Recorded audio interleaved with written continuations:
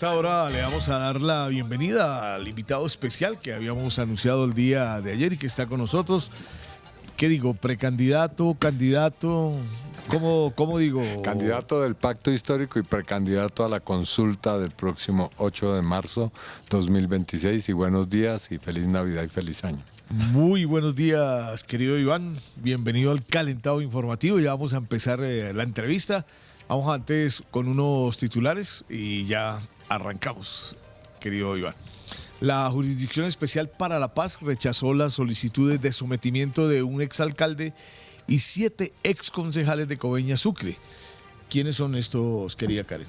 Sí, William, Jairo, y bueno, bienvenido, Iván. Se trata del exalcalde Rafael Antonio García Garay, los exconcejales de este mismo municipio, Manuel Francisco Río Revueltas, Ovelio Andrés Cárdenas Álvarez, Abel Antonio Toscano Benítez, Carlos Alberto Olivera García, Bertilio Manuel Orozco Romero, Eladio Antonio Muentes Ávila y Duerley Garay Mendoza, quienes habían precisamente solicitado su ingreso a la JEP después de haber sido condenados en la justicia ordinaria como coautores del delito de concierto para delinquir por promover precisamente grupos paramilitares. La JEP tomó la decisión de no aceptar su vinculación al encontrar que su aporte no superó el umbral de verdad, ya que se abstuvieron precisamente de entregar aportes concretos sobre otros hechos y conductas delictivas cometidas por estructuras paramilitares en Coveñas y zonas aledañas, y tampoco además brindaron información sobre las estrategias, alianzas y repertorios de violencia utilizados para favorecer su control político y económico en la región Caribe. Entonces, por esta razón, pues la jurisdicción rechaza precisamente este sometimiento de este exalcalde y 7 concejales allí del municipio de Coveñas Sucre. Y ahora, William, precisamente nos vamos también para Manizales, porque la capital caldense concentra propios y visitantes gracias al espectáculo que llena de luz y color a la región centro-sur de Caldas. Vanessa Sánchez, muy buenos días y cuéntenos pues más detalles sobre este tema. Karen, muy buenos días, qué gusto saludarla en esta mañana de Calentado. Pues sí, los saludo desde la ciudad de las puertas abiertas, donde ya la Navidad se siente, y sobre todo los turistas, porque nos encontramos con historias de visitantes de Bogotá, también de la costa atlántica, que llegan a nuestra ciudad a disfrutar de este gran alumbrado navideño que recorre más de 2.000 metros en iluminación LED y que hace honor a la zona centro-sur del departamento de Caldas. Venta de obleas, también de las arepas tradicionales de nuestra zona, la Feria de Manizales y el Festival Internacional de Teatro hacen parte de esta iluminación, y más adelante tendremos los detalles. Muchas gracias, Vanessa. Ya en Manizales y de Caldas nos vamos para Nariño. Allí se destaca el cese el fuego del ELN como una oportunidad para la paz en Navidad y en Carnaval. Ustedes saben, 4, 5 y 6 de enero están los carnavales de negros y blancos. Saludamos a esta hora a John Vivas. Muy buenos días, John. Hola William, muy buenos días para usted y para todos los oyentes y televidentes del Sistema de Medios Públicos desde la 93.5 FM en Pasto. Los saludamos precisamente para contarles esta muy buena noticia, y es que el Estado Mayor Central y el ELN pues han anunciado estos ceses unilaterales al fuego. El Estado Mayor Central a partir de hoy, 23 de diciembre, y se prolongará hasta el 7 de enero, y el ELN a partir de mañana, 24 de diciembre, para recibir la Navidad, y se prolongará hasta el 3 de enero. Por supuesto, de pronto en las grandes capitales esta noticia pasa desapercibida y hay algunas críticas, pero perfectamente sabemos que allá donde llega el sistema de medios públicos, allá en la Colombia profunda, esta noticia se recibe con mucha esperanza. Más adelante estaremos abordando estas reacciones.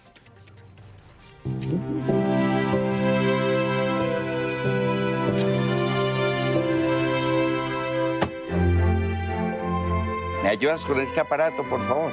¿Así? No, porque así tapas la pantalla. Ven, ahora yo te voy a enseñar algo. ¡Vamos, vamos, vamos! ¡Voló, voló, voló! ¡Vamos! ¡Vale! ¡Ay! ¡Empezó a llover! ¿Así, abuelo? ¡Hecho! Dejó de llover. Abuelo, dejó de llover, dejó de llover. Abuelo, dejó de llover. Yo sembré este árbol. ¿En serio? Sí, señor. Yo también quiero sembrar uno. Lo sembramos. Perfecto. Sembré un árbol. Papá.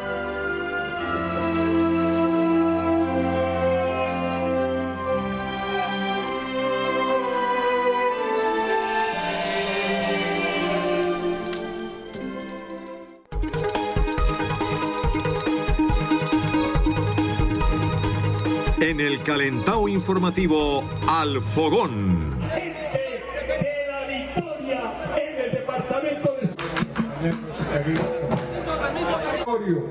Que hoy nos recibe con dignidad y esperanza.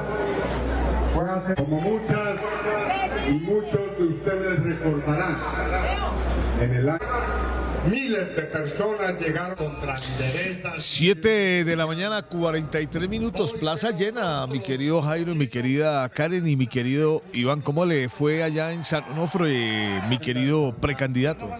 Pues fue un gran acto porque además de la multitudinaria presencia del campesinado de Sucre y de otras partes de la costa caribe, pues ese lugar donde hicimos esa manifestación tiene un significado para mí y para, yo creo, el país muy grande, porque ahí comenzó un momento de la lucha contra la parapolítica y el paramilitarismo muy importante. En esa plaza estuvimos con el hoy presidente de la República, Gustavo Petro, en el año 2006, cuando todavía en esa población imperaba el terror, sí, porque los políticos y el señor, el carnicero del pueblo, que era el jefe paramilitar, Rodrigo Pelufo, alias Cadena, pues tenían ahí un campo realmente de exterminio.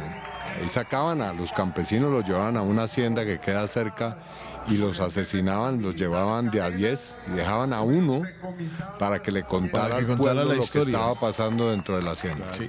Pero Iván, vea, eso que usted vivió allá en San Onofre, lo vivimos este fin de semana en una vereda de Roberto Payán, en Pumbí, Las Lajas, que nos contaban hasta hace un año era imposible llegar allí, era el santuario de la guerrilla, los paramilitares, todo el pueblo de Roberto Payán estuvo desplazado, pero el cariño por Iván Cepeda es muy grande allá en Roberto Payán.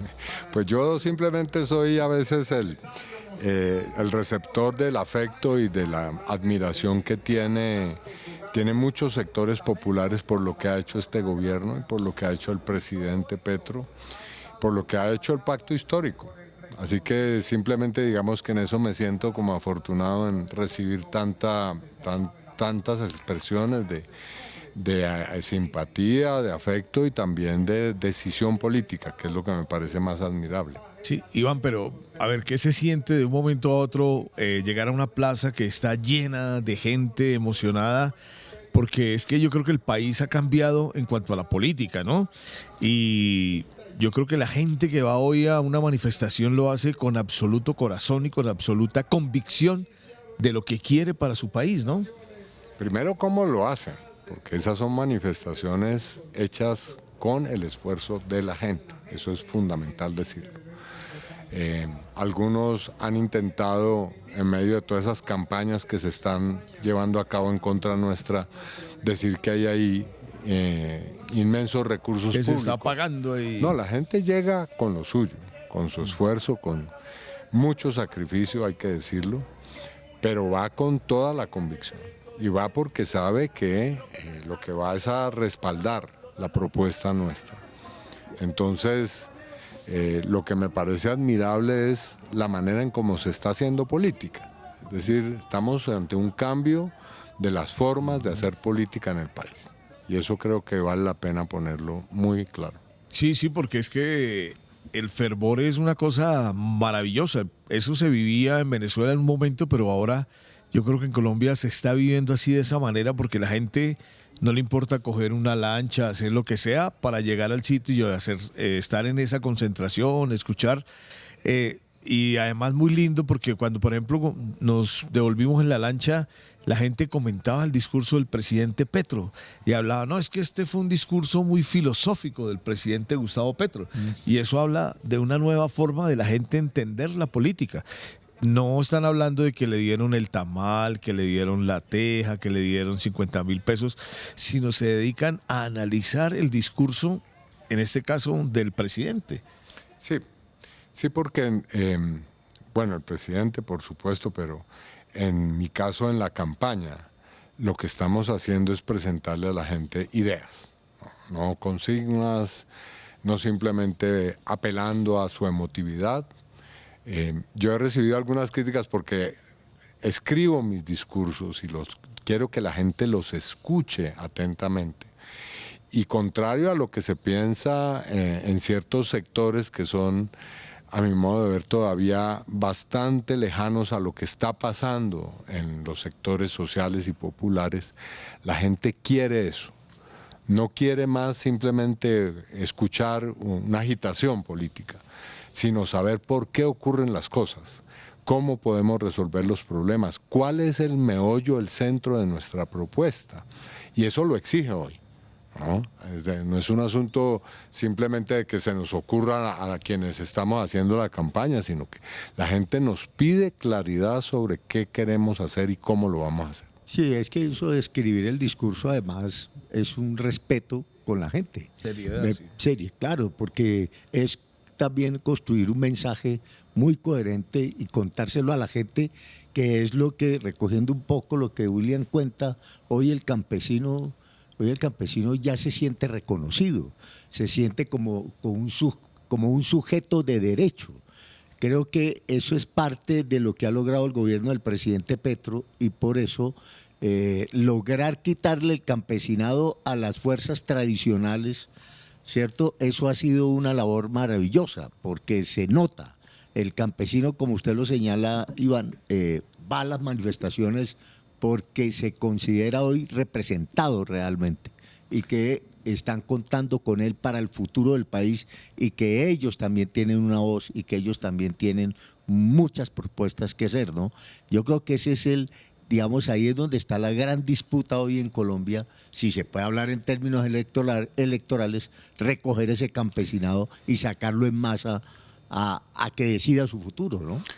Pues yo leí con mucha atención en una entrevista, pues, de un analista que es muy escuchado en ciertos sectores, quien fuera director de la revista Semana y también pues un muy destacado periodista, Felipe López. Sí. Y él decía que lo que ha logrado el presidente Petro y este gobierno fundamentalmente, más allá de sus logros puntuales en materia de reformas y de cambios sociales, es un cambio de conciencia profundo en la gente.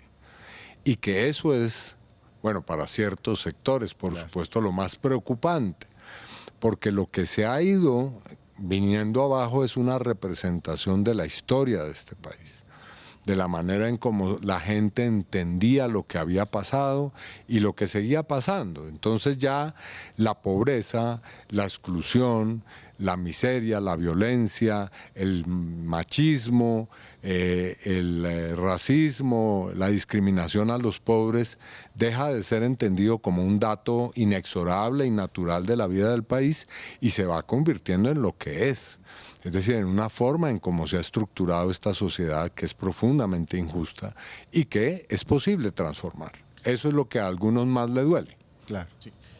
Iván, usted ayer denunciaba una campaña sucia que lo quiere involucrar en varios escándalos y mencionaba que hay agentes de inteligencia del Estado detrás de esa campaña. Cuéntenos un poco más de esta denuncia que usted hizo ayer, Iván. Bueno, yo a lo largo de toda mi vida política he sido blanco de ese tipo de acciones, así que ya conozco cómo se opera aquí. Y ya también conozco cómo se debe responder a eso. Entonces, antes de que un buen día yo tenga que salir a dar explicaciones sobre asuntos que son totalmente falsos y calumniosos, prefiero adelantarme, porque tengo la información. Y cuando la tengo, más se demora en llegarme información que por supuesto es rigurosa, que es de fuentes que yo respeto y creo y que en otras oportunidades han dado alarmas que son reales. Entonces, tuve información en los últimos 2 o 3 días de una situación muy grave que tiene ni más ni menos que su origen en ciertos lugares y ciertas dependencias de inteligencia oficial. Eso es lo que me parece más llamativo. Entonces, sí, claro, para matar de una vez esa situación, he dejado en claro, a través de mi cuenta de X, que sé exactamente qué está pasando. para que quienes son los autores de esa campaña queden notificados. Y obviamente pues no me voy a quedar con esto como una anécdota, sino que lo voy a poner en conocimiento de las autoridades. Porque lo que se busca es atentar gravemente contra mi reputación, contra mi legitimidad. Eso no es nuevo, eso es de todos los días, pero en este caso lo que me llama la atención es que se produce desde el seno de organismos de inteligencia. Pero, a ver, ¿qué hay detrás de eso, querido Iván? O sea, hay organismos de inteligencia que uno pensaría que en este momento no están funcionando como funcionaban en otro momento. Digamos, ha habido un cambio. Entonces, ¿qué hay detrás? No, ¿Hay una organización política detrás de esto? No, yo no creo que sean los organismos como tal.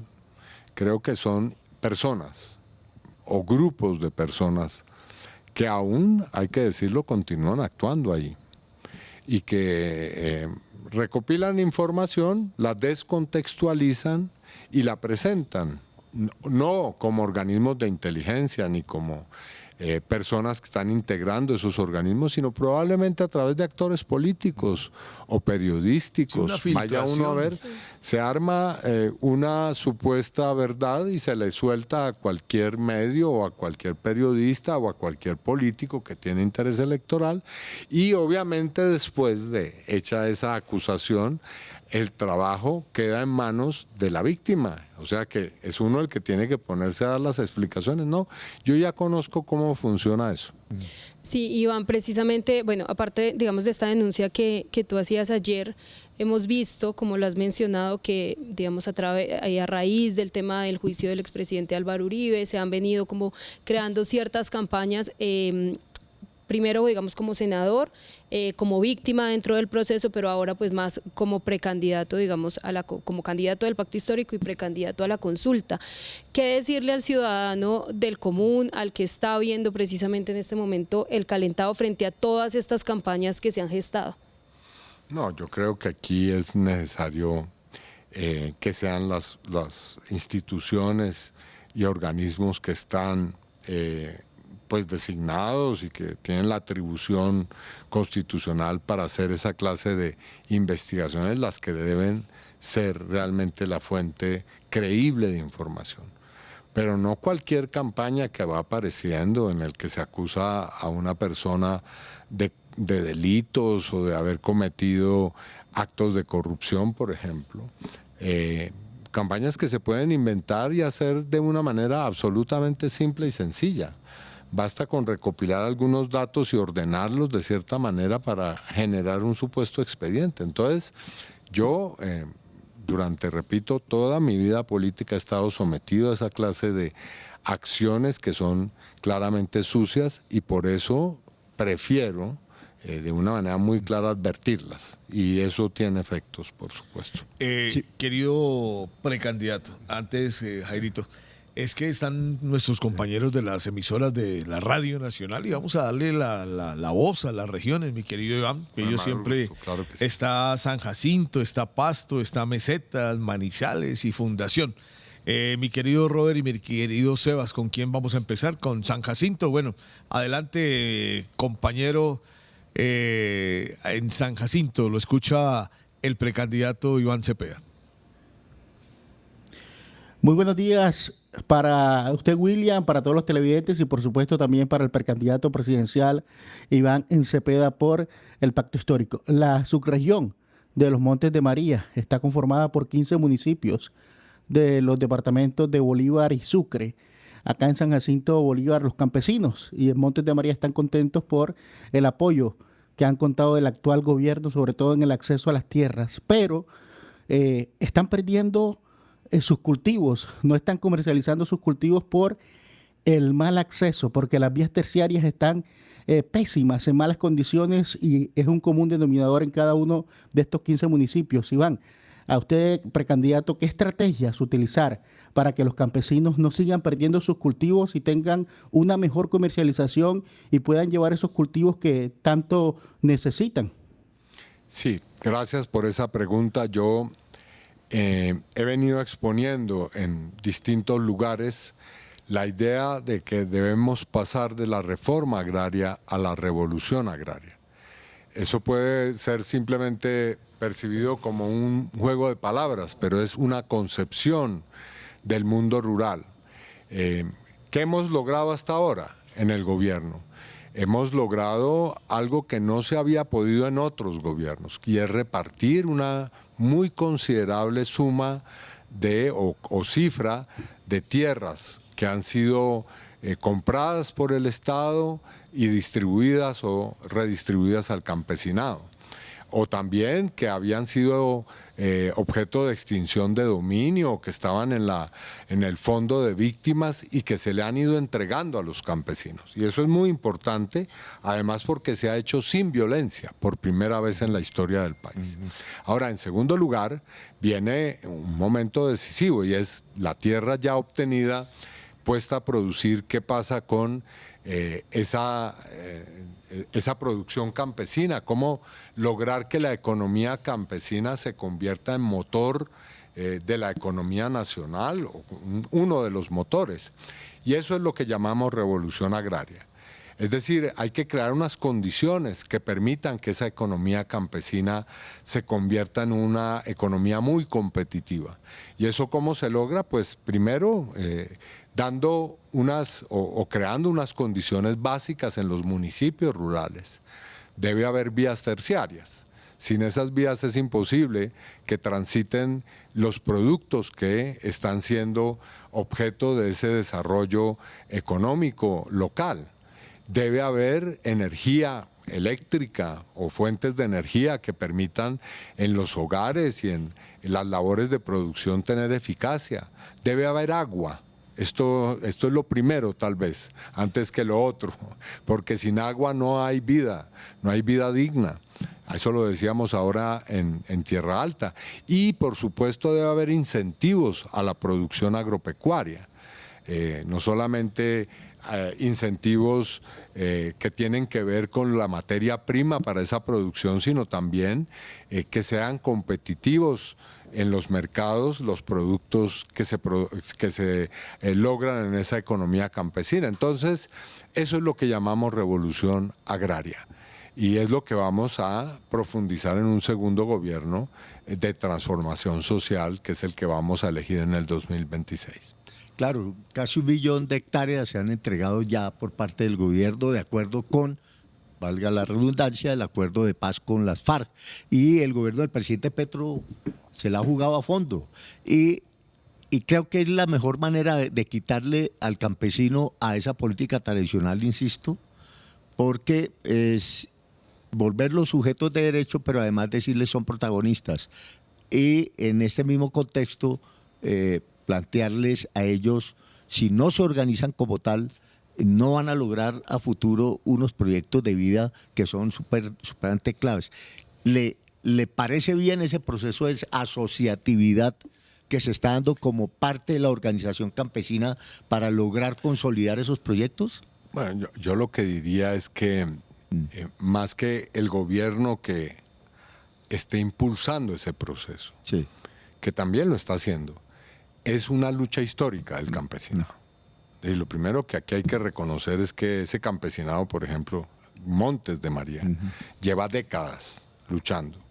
Y luchando de manera silenciosa, con un costo enorme, en medio de masacres, en medio de toda clase de formas de imposición, sometimiento, y que ha logrado poco a poco liberarse, emanciparse. O sea que lo que el gobierno hace es acompañar ese proceso y simplemente dar un reconocimiento que es obvio, y es el reconocimiento en la Constitución de que son sujetos políticos que han luchado por esa situación desde hace mucho tiempo. Allá en Montes de María, por ejemplo, recordábamos que hay liderazgos que vienen desde la época de 1920, por ejemplo, que son contemporáneos a las masacres de las bananeras, por ejemplo, sí, que han logrado ir construyendo ese camino.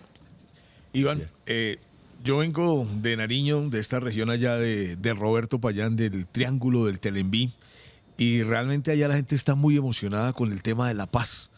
En un año, la paz regional ha cambiado inmensamente el territorio.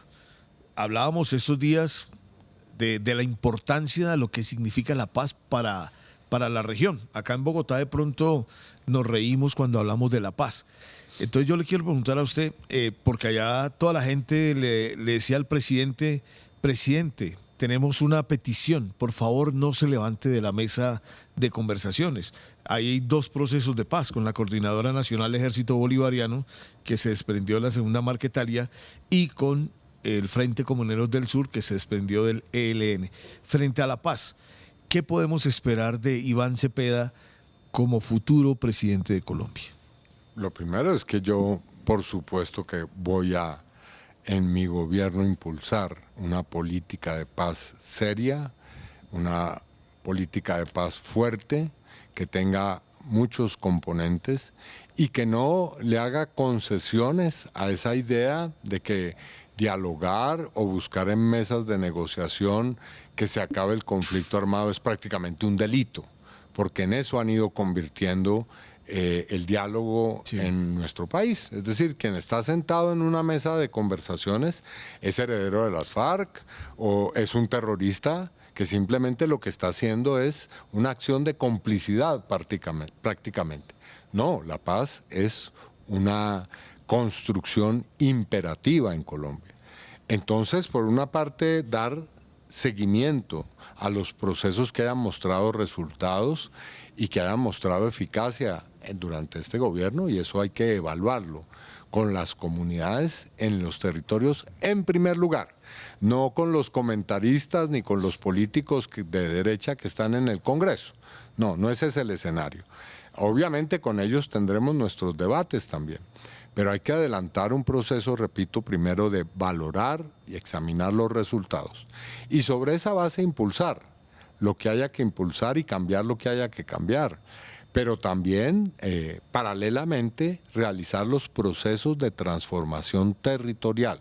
En eso se ha hecho un énfasis en este gobierno. No basta dialogar, no basta tener mesas, hay que ir en un proceso real de transformación de los territorios. Sí, Iván, pero ¿usted qué le responde a esa gente que dice que volvimos al pasado? ¿Por qué volvimos al pasado? Porque estuvo el ataque del ELN en Aguachica, estuvo el ataque de las disidencias allá en Buenos Aires, Cauca.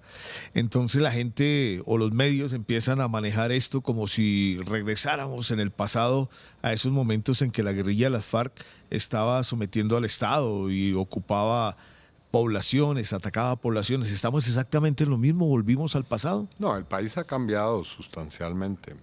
Quien no lo entienda corre el peligro de incurrir en errores y equivocaciones como los que está incurriendo precisamente ese establecimiento y sus candidaturas presidenciales de un discurso que es francamente anacrónico. Sí hay remanentes del pasado, sí hay todavía factores que vienen de una larga tradición de violencia que tenemos que superar. Pero hay que entender en qué hemos avanzado, cuáles son los logros históricos que hemos tenido, cómo es que podemos utilizar las buenas lecciones que nos han dejado esos avances para potenciarlos.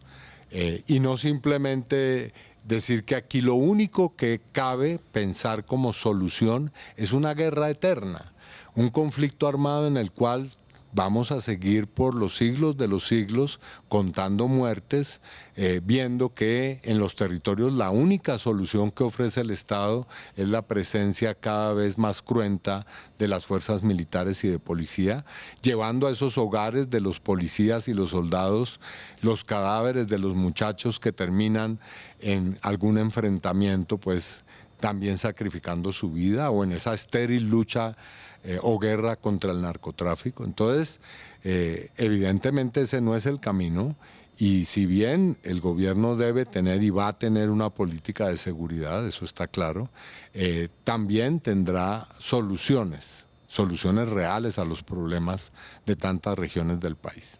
Bueno, hablando de las regiones, vamos a ir a Nariño. En Pasto está nuestro compañero John Vivas, que quiere también sumarse a esta conversación, Iván. Adelante, John. Hola, muy buenos días. Saludo desde Pasto, acá donde usted realizó el lanzamiento de esa aspiración presidencial.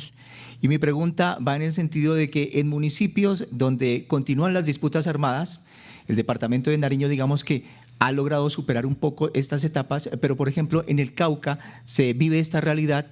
¿Cómo equilibrar la búsqueda de la paz con la protección efectiva de los líderes, las lideresas sociales y por supuesto las comunidades rurales? Sí, esa es una prioridad.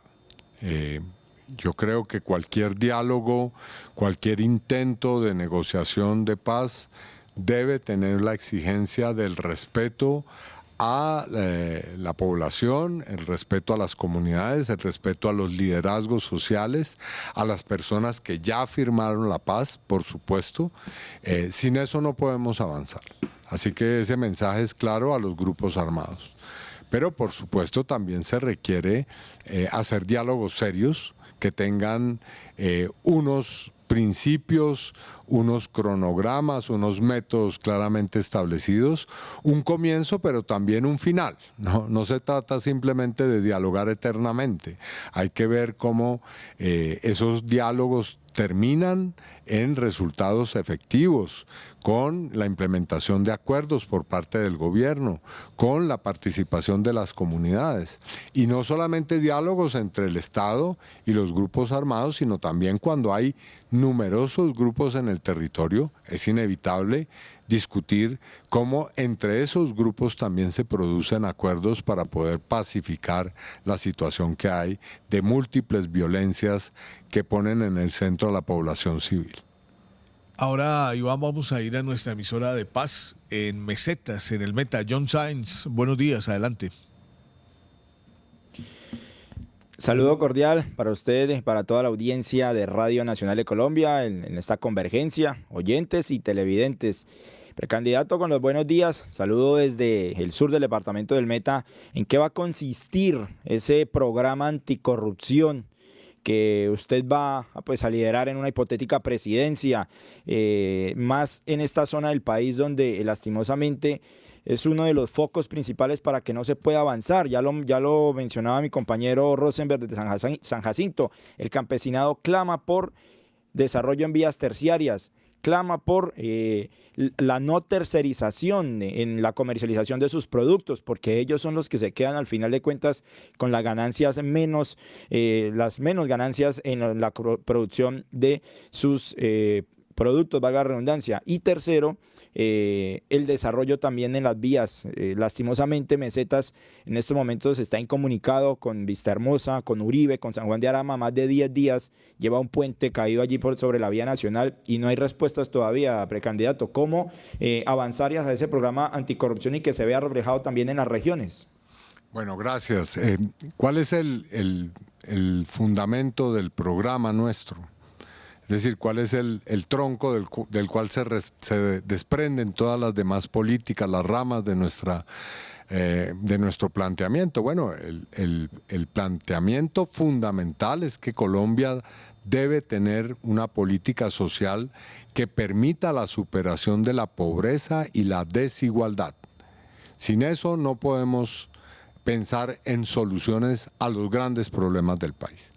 Ahora, precisamente en el desarrollo de la lucha contra la pobreza y la desigualdad, tenemos que entender que la macrocorrupción, no la corrupción, eso ya hoy no es lo que... El problema nuestro ya no es de corrupción. En el último medio siglo, Colombia ha pasado de la corrupción a la macrocorrupción. La macrocorrupción es un resultado del modelo neoliberal, de la manera en cómo se privatizó el Estado, de la manera en cómo se entendieron los derechos de la gente como mercancías, de la manera en cómo se hizo del interés privado un interés por encima del interés público. Entonces, por supuesto que la lucha contra la macrocorrupción es parte de nuestro programa, es un eje central, puesto que es parte de la lucha contra la desigualdad y la pobreza. Es parte de lo que impide que un Estado tenga una política social sólida. Y por lo tanto, lo primero que debemos hacer, y en eso ha habido problemas en este gobierno, yo debo decirlo así, es que quienes ejercemos la función pública en el más alto nivel tengamos una hoja de vida y un desempeño impecable. Es decir, por fuera de cualquier sombra. Y eso quiere decir, en primer lugar, comportarnos de una manera austera. Es decir, no se puede, eso lo dijo el Papa Francisco muy claramente, confundir las cosas. Si uno quiere enriquecerse, se dedica a los negocios, pero si uno quiere enriquecerse sirviéndole al pueblo en una función pública, está gravemente equivocado, porque allí de lo que se trata no es de acumular riqueza, sino de servir a los demás. Entonces, lo primero que debemos hacer es practicar la austeridad republicana. ¿Por qué le hemos puesto ese apellido? Porque se diferencia de la llamada austeridad neoliberal, que es la que promulga, por ejemplo, el expresidente Álvaro Uribe, que es una austeridad para ajustar, para recortar lo social. No, de eso no se trata. Como se dice, por ejemplo, en México, quien debe apretarse el cinturón es el gobierno, no el pueblo.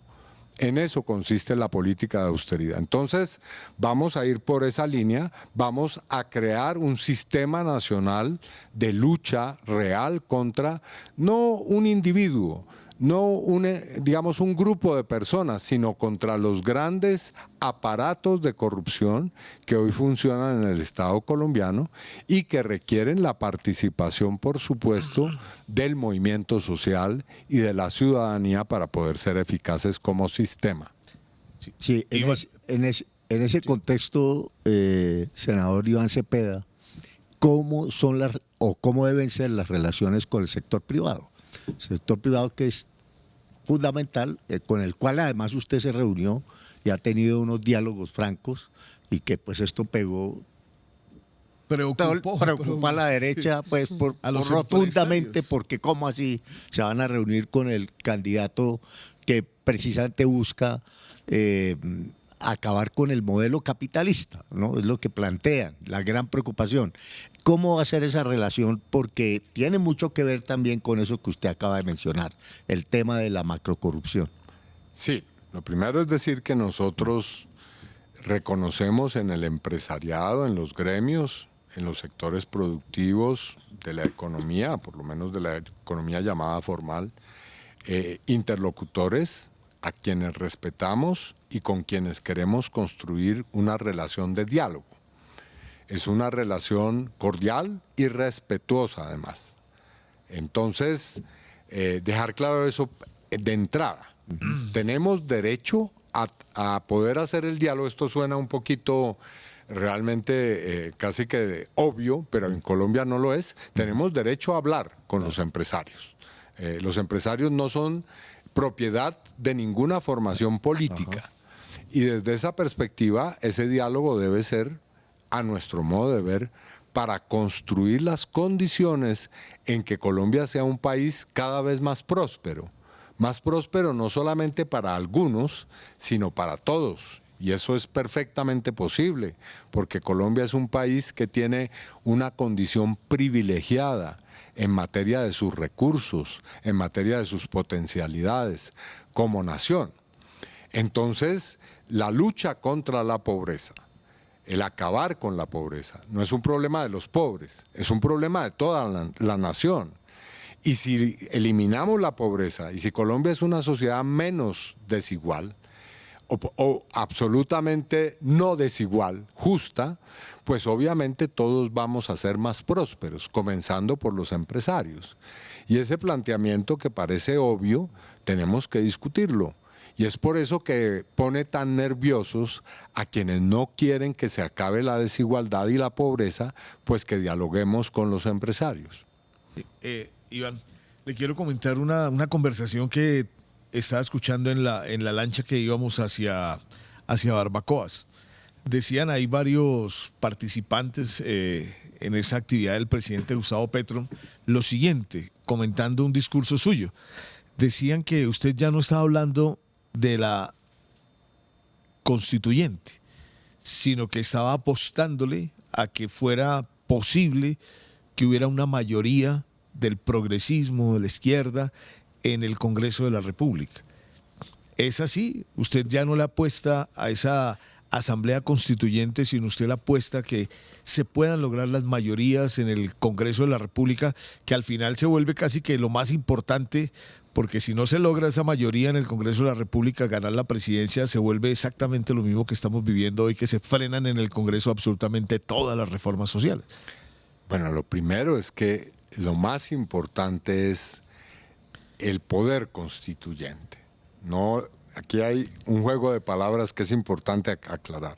Lo más digamos, fundamental en esto es que el pueblo se organice y se movilice. Eso es lo que llamamos poder constituyente. ¿Qué forma adquiere ese poder? Bueno, puede ser efectivamente esa, la de ganar en el Congreso una mayoría que nos permita que no tengamos esta cosa que vemos o que hemos visto durante el gobierno actual. Y es nuestro ingente esfuerzo por lograr que las leyes, los cambios que hay que hacer normativamente sean tan difíciles y que muchas veces sean objeto de un negocio prácticamente dentro del Congreso. Pero también puede llegar a tener la forma de una asamblea constituyente, claro que sí, sobre la base de un acuerdo nacional. Yo creo que es muy importante para llegar a la asamblea constituyente que haya un acuerdo. ¿Por qué? Porque si se va, digamos, si las cosas se hacen al contrario, podemos tener una experiencia amarga, como la que se presentó en Chile, por ejemplo. En Chile se tomó el camino de primero hacer la asamblea y después ponerse de acuerdo con sectores que de todas maneras tienen un nivel de decisión y de influencia en la sociedad importante. Entonces, por eso yo creo que ese es el orden que hay que tomar, pero lo más importante, repito, es el grado de organización y movilización del pueblo colombiano. Sobre todo para devolverle a la Constitución eso que, porque es que la contrarreformaron.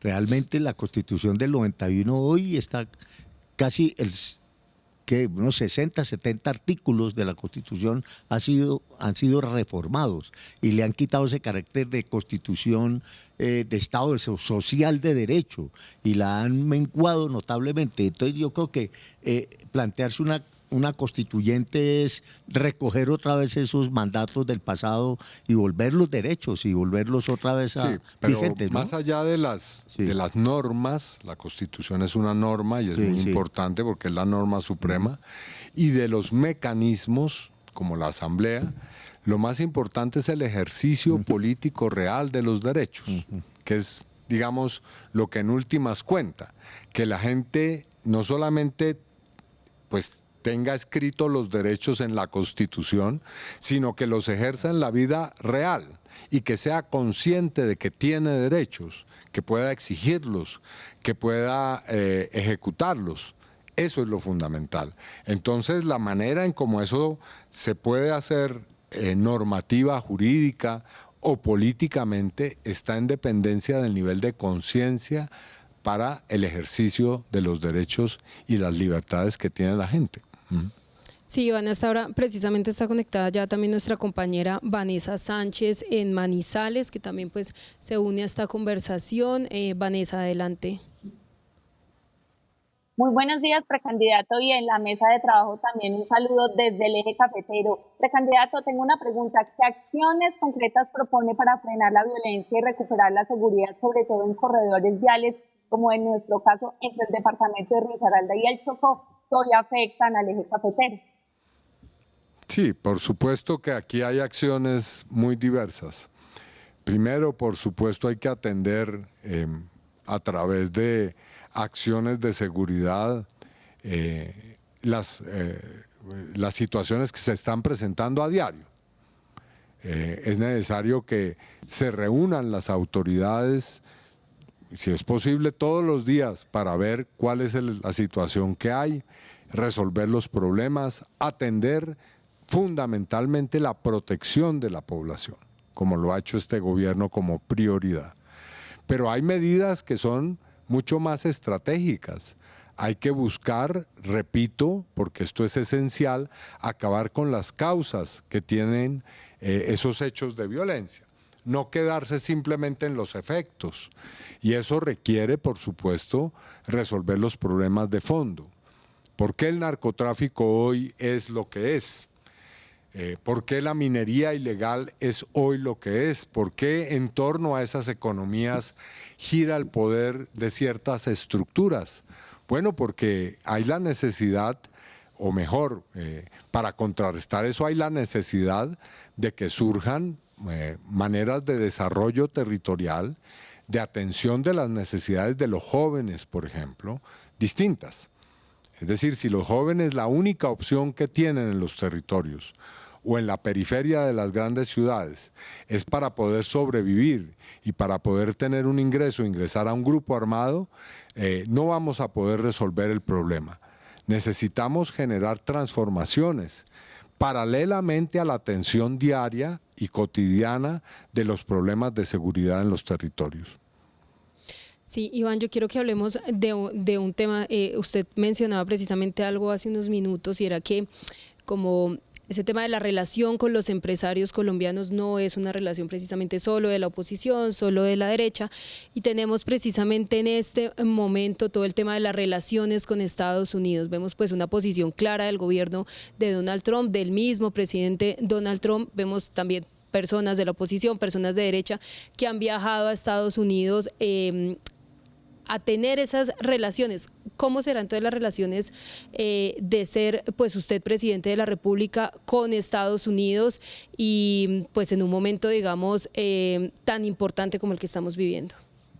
Para nosotros debe primar una relación respetuosa de nuestra soberanía, de nuestra independencia, y también estamos dispuestos, como lo ha mostrado este gobierno, a la cooperación, siempre y cuando sea una cooperación tendiente al beneficio bilateral de los países, de sus pueblos y al desarrollo de sus políticas de manera independiente.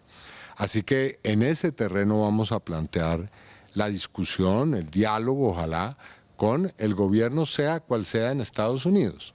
Nosotros queremos llegar al punto en que se instaure una relación de cooperación, una relación que se desarrolle respetando la autonomía, pero también garantizando la paz y la seguridad en nuestra región, que es lo que está hoy puesto en grave riesgo, porque la posibilidad de una intervención militar de Estados Unidos en Venezuela genera un riesgo enorme para Colombia, para Venezuela, pero también para el propio, para los Estados Unidos, para su propio gobierno y su propio pueblo.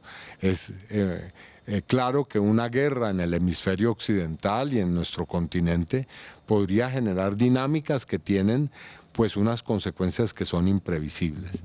Y eso hay que afirmarlo, hay que buscar por todas las vías posibles y necesarias que prime esa conciencia sobre la paz en la región.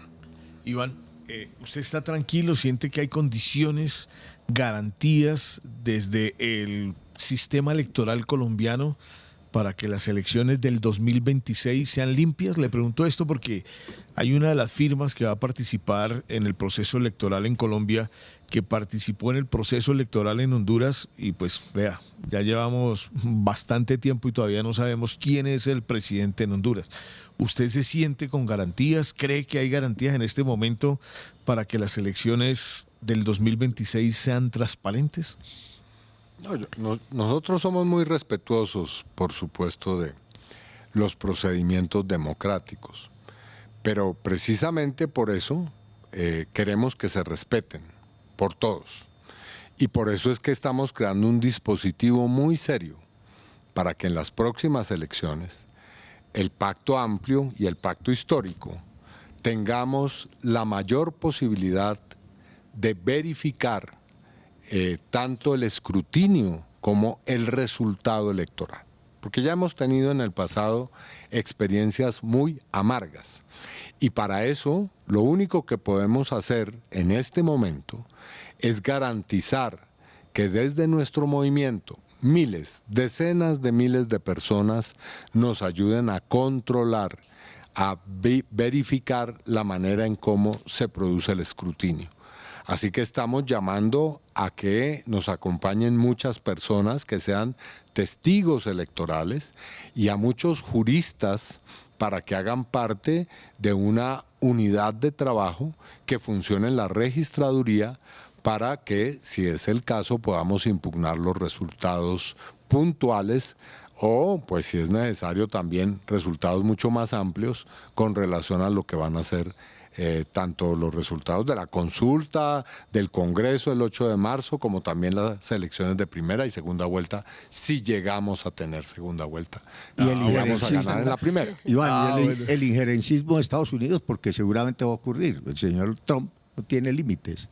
Lo hizo con Honduras, sí, claro, lo va a hacer con el resto de América Latina, prácticamente amenazando, y seguramente en Colombia, pues sabemos ese periplo de la ultraderecha en Estados Unidos, ¿cierto? Sí, pero nosotros estamos siempre muy dispuestos a hacernos respetar en toda circunstancia, y lo decimos con toda la serenidad, ¿no? Sin ninguna clase de exaltación ni nerviosismo, ¿no? Aquí nos tienen que respetar, somos una nación, tenemos un gobierno, ese gobierno es un gobierno legítimo, tenemos unas fuerzas políticas, unas son de oposición, otras somos afines a la política del gobierno. Podemos resolver, como lo hemos hecho siempre, nuestros asuntos internamente, así que llamamos a que se respete claramente nuestra soberanía. Bueno, nos queda una pregunta en fundación con Laudi Pérez. Laudi, buenos días. Te escucha el precandidato Iván Cepeda. Buenos días, precandidato, para usted y para todos los que a esta hora se conectan con el calentado informativo, aquí desde la Villa Encantadora. Y hay que hablar de energía renovable. La región Caribe, acá en nuestra Sierra Nevada, hay muchas comunidades donde aún el acceso estable a energía no se da. ¿Cuál sería o cómo podemos evitar que sean las grandes empresas los que sean beneficiados y no realmente el pueblo, las comunidades? Gracias. Un saludo especial allá en Fundación. Nosotros hemos planteado, ya lo decía, 4 elementos esenciales para cambiar las realidades en los territorios. Y aunque suene asuntos que son obvios, es necesario ponerlos ahí. Lo primero es que debe haber agua apta para el consumo humano en cada municipio del país. No puede haber un rincón de Colombia en el cual la gente padezca la imposibilidad de acceder a agua apta para el consumo humano. Esa es una condición que suena casi que de perogrullo, básica, elemental, pero que en el 80% de los municipios de Colombia no existe como realidad. Así que hay que resolver ese problema imperativamente. En segundo lugar, debe haber una producción agropecuaria. Para eso es necesario que haya varias condiciones, que avance la reforma agraria, que se pueda tener acceso a ya lo decíamos aquí, a las tecnologías y a los saberes necesarios y a la posibilidad de ayudas financieras para que haya una producción agrícola y campesina fuerte. En tercer lugar, que haya fuentes de energía que permitan que en cada municipio los hogares y los lugares donde hay productividad puedan tener la mayor eficacia posible. Y por último, que haya vías de acceso, vías terciarias o vías principales para que pueda haber una comercialización de la producción propia. Si logramos que esas condiciones se desarrollen en cada municipio, obviamente la presencia de economías ilegales o también de empresas transnacionales tendrá una condición muy distinta a la que hay hoy, en la que en lo que prima hoy es que esas economías ilegales o que esas explotaciones que hacen las empresas transnacionales sean las únicas que priman como hegemónicas en la economía local. Ese es el programa que tenemos y ese es el programa al cual vamos a darle cumplimiento en los próximos años en el país. Iván, aquí me preguntan del actual gobierno, del actual plan de desarrollo, ¿qué va a mantener usted y qué va a cambiar? No haría una afirmación general. Nosotros vamos, en estos meses, lo estamos haciendo ya, hacer un balance de los logros que ha tenido el gobierno, de los vacíos, de lo que hay que de alguna manera enderezar, si es que ha venido de alguna manera perdiendo el curso que tenía originalmente, de los asuntos que haya que introducir nuevos dentro de ese plan, y de acuerdo con ese balance vamos a hacer precisamente la adopción de un nuevo Plan Nacional de Desarrollo. Sí, Iván, ayer ya conocimos entonces la convocatoria a la consulta del Pacto Amplio. 3 nombres, Roy Barreras, Iván Cepeda y Camilo Romero. Bueno, y Daniel Quintero, que también ahí dijo que iba a participar por ahí. Seguramente llegará Clara López. ¿no? Sí, esperamos que muy pronto otros compañeros y ojalá compañeras también puedan hacer parte de este proceso del Pacto Amplio. Bueno, yo quiero que le expliquemos a las personas qué es el Pacto Amplio y precisamente qué va a pasar entonces el 8 de marzo. Bueno, es una convergencia de fuerzas políticas que traen precandidatos y precandidatas, que expresa un programa que vamos a construir y afinar con las fuerzas que hacen parte de esta expresión política, y que va a tener el 8 de marzo, junto a las elecciones de Senado y Cámara, elecciones en las que yo invito a votar claramente por las listas del Pacto Histórico, pues una expresión electoral a través de una consulta. Ahí vamos a estar un número que yo creo que va a ser mayor al que tenemos hoy, de 3 precandidaturas, para elegir una sola persona. Aspiro ser yo, tengo las credenciales para ello, y ese candidato o candidata va a ir a la primera vuelta de las elecciones presidenciales en el mes de mayo. Sí, Iván, ¿qué piensa usted de los movimientos que se están haciendo en el otro sector, en la derecha? También se habla de una consulta amplia, está el presidente Uribe tratando de mover ahí las fichas. ¿Qué significa que todos los otros candidatos se estén uniendo para enfrentarlo a usted, básicamente? No, nosotros respetamos esos procesos que hace la oposición. Esperamos sí que sean en torno a propuestas, a programas, y no a insultos, a campañas sucias como las que hemos venido viendo en toda esta etapa. Realmente es muy lamentable la campaña que han llevado a cabo muchos de esos precandidatos y precandidatas a través de amenazas, insultos.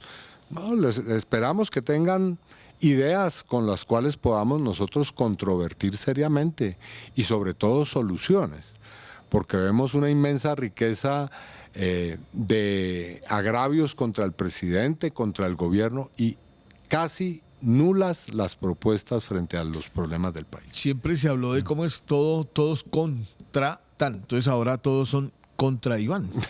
O sea, nació el uribismo, duquismo, santismo para enfrentar a Iván Cepeda. Pero ¿lo ven así de fuerte? No, a mí lo que me inquieta no es tanto irme a enfrentar con algunas de estas figuras.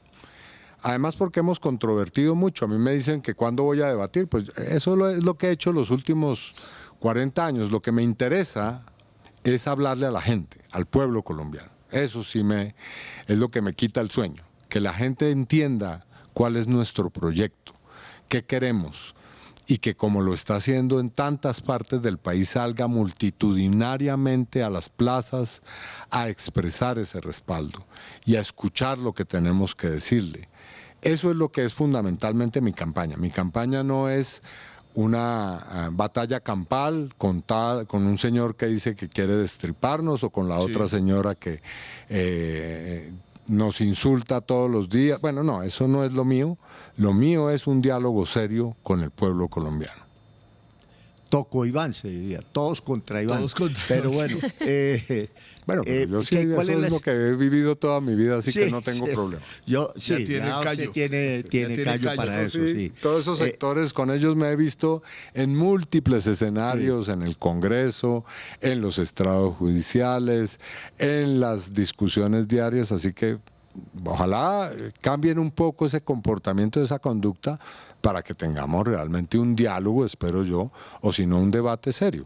Que primen las ideas, sin duda. Si es que las tienen, sí. Si es que tienen. Si es que tienen. Si es que tienen, bueno. Sí, claro, ojalá. Vale, ¿qué experiencia le deja a la izquierda haber gobernado estos primeros 4 años? Nunca lo había hecho en la historia republicana de Colombia, y llega la izquierda al poder y viene el presidente Petro y se llega a enfrentar un potro que con todas las mañas, con todos los argumentos, digamos, concentrados en temas de corrupción, de captura de las instituciones, de un manejo absolutamente concentrado del poder, y llega el presidente Petro a romper con esos paradigmas, que no es nada fácil. ¿Qué experiencia hay con esto y usted qué aprendizaje tiene de este proceso? Y dos Sí. muy positivos, A ver. que es, en primer lugar, que nuestra lucha histórica no ha sido vana, que es posible transformar la realidad social, política y económica del país. Y al lado de esa experiencia que es tan importante, nuestros logros, que están ahí, que han modificado, cambiado realmente la vida de millones de compatriotas en el país, comenzando por mal contadas 2 millones de personas, mucho más pueden ser, pero doy una cifra conservadora, que han salido de la pobreza con este gobierno. Entonces, tanto la experiencia del cambio como el cambio mismo. Y como experiencias que debemos repensar. La primera es que no estamos exentos de la corrupción y que hay que librar una lucha sin cuartel para que en nuestro segundo gobierno, yo no digo, para no sonar demagógico, acabemos con la corrupción, pero sí a que haya una lucha sin cuartel contra las expresiones de corrupción que ya dije que representan. Y lo segundo, que podemos organizarnos mejor. Sobre todo, esa organización tiene que ver con nuestra relación orgánica con los movimientos sociales y con las expresiones populares en el país, porque ellas son la ciudadanía, las expresiones del movimiento social a quienes nos debemos, en primer lugar, y también a los sectores más pobres del país. Eso es nuestro, a mi modo de ver, objetivo esencial y básico en el próximo gobierno. Bueno, Iván, ¿qué viene ahora en la campaña? ¿Cuál es el desarrollo que va a tener el próximo año su campaña? Nosotros vamos a seguir recorriendo el país, explicando nuestras propuestas, esta vez en el contexto de un público al que vamos a llegar mucho más amplio. No solamente hemos comenzado a dialogar con los empresarios, además de nuestra labor permanente de diálogo con el movimiento social y popular, sino también que vamos a hablar con otros sectores de la vida del país para que el Pacto Amplio se convierta en una fuerza cada vez más plural. Ya el Pacto Histórico es la principal fuerza política del país, hay que decirlo, pero ahora con este frente que estamos cada vez haciendo más diverso y más amplio, vamos a lograr atraer sectores que nos van a llevar a la victoria electoral. Yo le quiero hacer una pregunta, ¿y quién va a ser su fórmula? ¿Ya la pensó o todavía no? Esos son los asuntos que se piensan en el momento adecuado y este todavía no lo es. ¿Pero será una mujer o será uno de los que están ahí en el frente? Eso una palabra porque podría ser objeto de graves críticas. Todo lo que diga puede ser usado en su contra. Porque claro, este es un asunto en el cual hay que contar primero con el Pacto Histórico, que es mi formación política de origen, y segundo con muchas sensibilidades, así que eso lo iremos construyendo. Claro. Hay premoniciones que garantizan una buena votación, ¿no? Es decir, sí, la pero consulta, aquí es el trabajo. pero digo, la consulta del 26 de octubre fue absolutamente clave para el pacto. Y eso, de alguna manera, si uno hace unas proyecciones con lo que pueda suceder el próximo 8 de marzo, sin duda el Pacto Histórico puede lograr una votación histórica, ¿no? Nosotros sabemos que somos la principal fuerza política, pero eso no nos debe llevar de ninguna manera a, digamos, padecer del triunfalismo. Tenemos que hacer un trabajo muy serio en los próximos meses de organización del electorado, de movilización del electorado y de vigilancia del escrutinio. Esas son las tareas que tenemos pendientes, casa por casa, calle por calle, ciudadano por ciudadano y ciudadana por ciudadana en los próximos días que vienen. Sí, Iván, yo quiero que hablemos precisamente de uno de los sectores que hacen parte pues del movimiento social, del movimiento popular, y es el sector de las mujeres, de las organizaciones feministas, de las organizaciones de mujeres, mujeres barriales, mujeres populares, mujeres en los territorios. ¿Cómo están entonces representadas en esta campaña de Iván Cepeda? ¿Qué viene para ellas? ¿Cuáles son precisamente esas propuestas? Nosotros ya hemos venido respetuosamente siguiendo el proceso que están adelantando las organizaciones feministas, las organizaciones de mujeres, organizaciones que luchan por los derechos de la mujer, por el enfoque de género en todo lo que tiene que ver con las políticas públicas.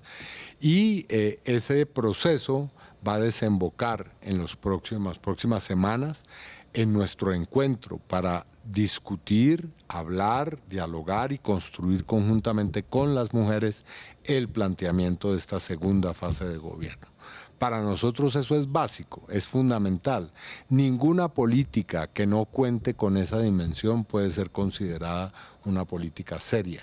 Y las mujeres pueden tener garantía que nuestro segundo gobierno va a tener un lugar prioritario, esencial, protagónico.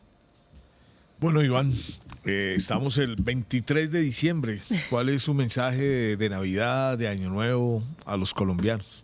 Que nos preparemos para seguir en el proceso de cambio social, político, histórico, económico, cultural, ético. Lo digo con mucha esperanza, transmitiéndole a la gente en el país la convicción de que vamos a lograr profundizar los cambios que ya hemos tenido y que el año 2026 va a ser un momento crucial de ese proceso.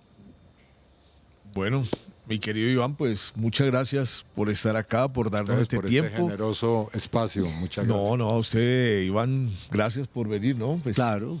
Eso es lo más importante y además sabe que aquí estaremos. Hablar de política, porque antes hablábamos era del caso Uribe, no estamos hablando de política. Hablamos del caso Uribe, de los 12 apóstoles. Claro, de todo esto.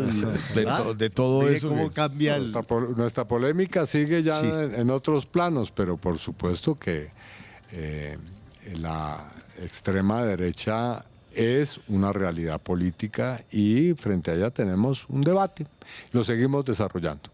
Sí, hay como un tufillo ahí, yo no sé, usted lo considera, yo personalmente, y creo que el presidente Petro también, con esa decisión de esta magistrada del Tribunal Superior de Bogotá, que salvó al expresidente Uribe de todo el proceso que usted adelantó contra él, pero que ahora toma una decisión casi que arbitraria contra los ministros y los trata pues casi que delincuentes peligrosos y los manda a una celda, a una cárcel, ¿no? Eso es como una retaliación política, ¿no lo ve usted así? Eso? No, yo no, digamos, frente a las decisiones judiciales siempre guardo una muy clara posición de respeto y lo que sí exijo es que haya también un respeto al derecho al debido proceso y a la garantía de defensa.